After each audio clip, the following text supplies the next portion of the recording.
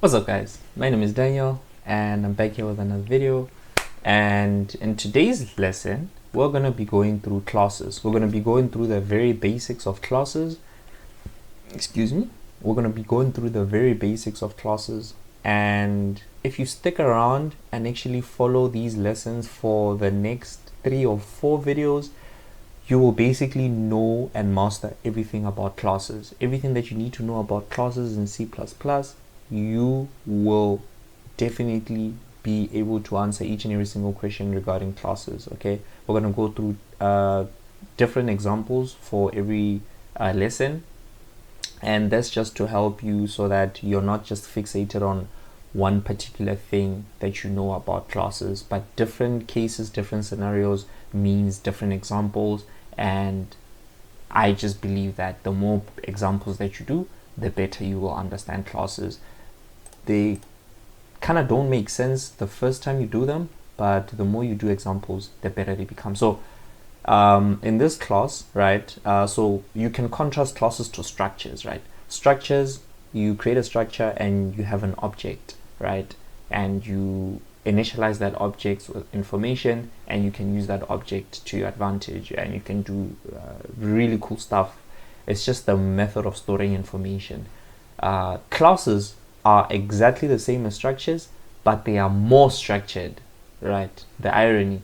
So they are more structured and they give a little bit more bang for your buck, meaning that you can store more information, you can run a lot of different operations, you can have functions inside of them, you can have some constructors, different types of constructors, you can do a lot with them. Okay, but since you guys don't understand what's going on, we're just going to learn by examples. Okay, first things first, let's create a class, and then we're going to create an object and instantiate. Okay, so first things first, obviously create your project, file, new, create your project. I've already done that, so do that, and then let's start.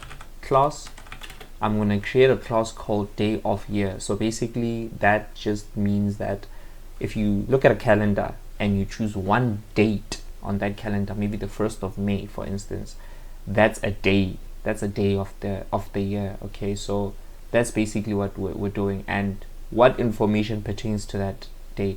The information that you have is a year, a day, and a month. So but since it's a day of the year, we're just going to have the day and the month. Okay, so that's our class. We're going to say day of year.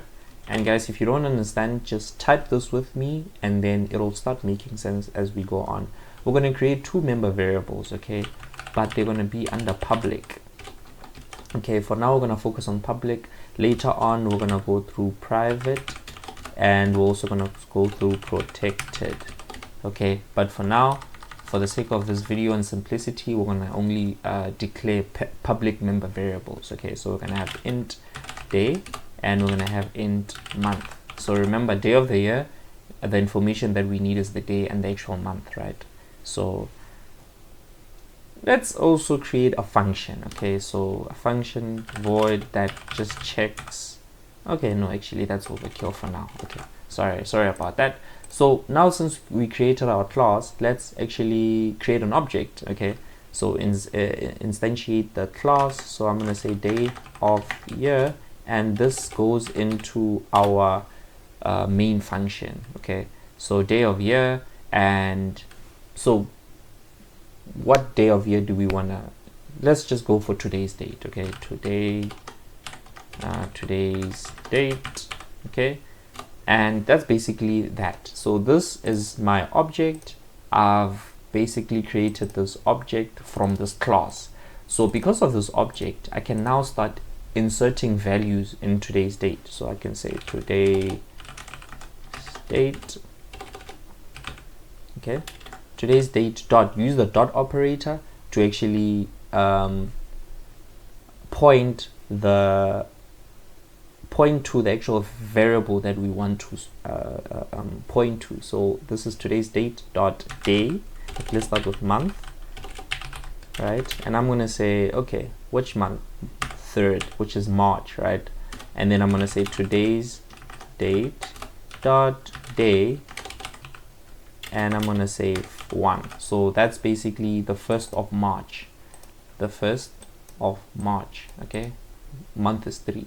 So that's how we can actually insert values into our member variables inside of the class. Okay, so if I were to say cout and I were to say today's date dot day, for instance, and I were to run this, hopefully this runs. I didn't test it. Let's wait. Yes, so there we go, we get 1 in the console. So that just shows that today's date is actually the 1st. Okay, and similarly if I were to say month, it will do the same. So there you get 3. So one thing that you'll notice about classes is that you can't just call today's date, because what exactly are you calling? There's nothing that you're actually calling. So you're gonna get, you see it says no operator matches these operands. So there's no stream that that's coming out of today's date. Okay, so you actually need to create some form of a function that can actually output whatever this thing is. If this was a string, then yeah, sure, or an integer as we did. But today's date is just the object, so you can just output the object. So yes, that's basically that. So the great thing about classes is that you can have multiple of these. So you only declare the structure once, and then you can just from then on create as many objects as you want. So I can create an object here, day of year, and I can say my birthday, for instance. And because I can now insert values into my birthday, for instance, I can just go my birthday dot month. Let's say I'm born in December, and then my birthday dot day, say I'm born on the 2nd of December. So that's basically it. So like I said, you can have a lot of these objects here, as many as you want, and you can just initialize them like this. Okay, let me give a little example on how we can check if this guy's birthday is equals to today's date, and that would basically mean that it's their birthday. Okay, so I can just basically go here inside of this main function, and I can just say check if it's their birthday. So I can just say if today's date dot month is equals to, let me just take this up a little bit, is equals to my birthday dot month. And remember, if it's your birthday, your month and the day should be equal, right? So I'll say today's date dot day is equals to my birthday dot day. And then if those are equal, I'll cout and I'll say, wow, it's your birthday, end line, for instance. So what did I do wrong? What am I doing wrong? Oh, and L. Okay, there we go. Just watch out for that.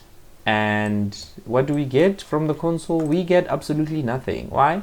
Because we're only outputting if it's the person's birthday, meaning that today's date dot month and the birthday month are equal, and also the date or the day, today's date day and my birthday's day are equal, and these obviously are not equal. Let's just change this to match, and in this case today's date is the 1st of March and my birthday is on the 1st of March, and this should now run, and there we go.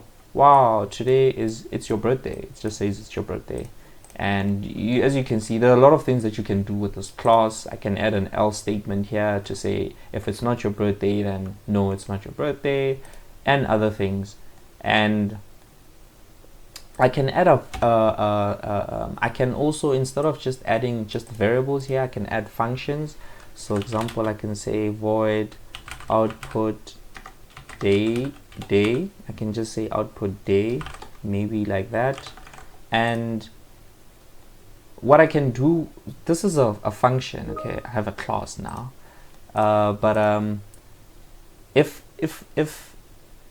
this is the output, okay, let me just get rid of this again. All right, so this is the output day, right? So this is a function, so I can just write the function right here if I want, and I can just write the contents of the function right here. I can do whatever it is that I want here. I can see out, let's just say hello, for instance. Let's just say I wanted to do that, output the day, this function. If I were to call it maybe here just after, just before it checks the birthday, and I could just say today's date dot output day, for instance, and I'll get hello. If I run that, there we go, I get hello as it outputs from the function. So but I don't want to do this right here, right? So there's another way of doing things. So I can just declare it over here inside this class, but then I can write the definition of this function away from that class. Usually best practices, if you're only using one file, is to do it underneath your main function.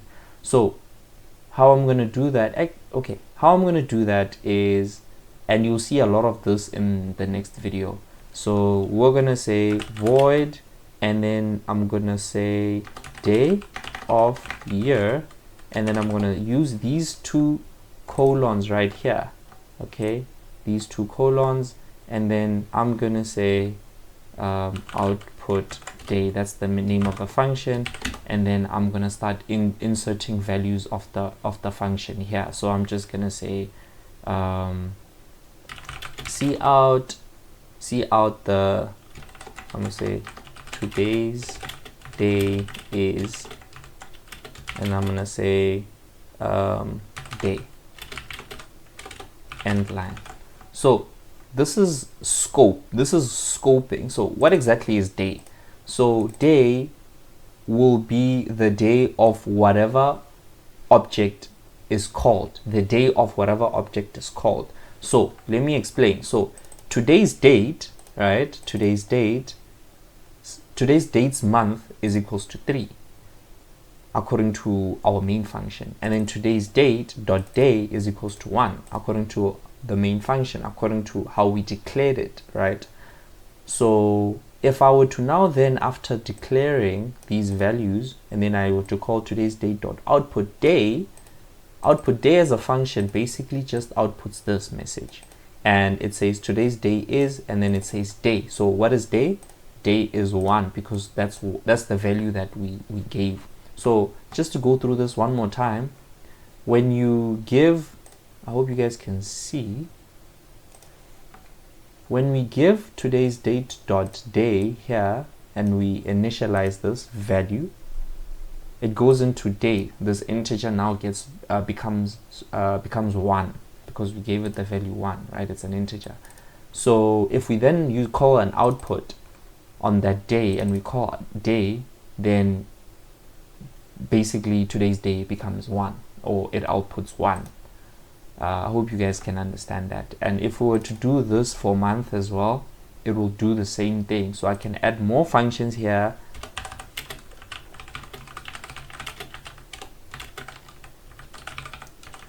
And I could also, obviously, because I add more functions, I can also add more function definitions over here at the end. And inside the main function, I can keep calling them however way I want. So this was just the very basic explanation of how classes work. In the next example, we're going to go into more details. We're going to go into private member variables, and we're going to learn how to use private here. Okay. We're going to declare private, and I'm going to explain the differences between public and private, and yeah, that's how we're going to get more into detail with classes. For now, that's it from me. Catch you in the next one.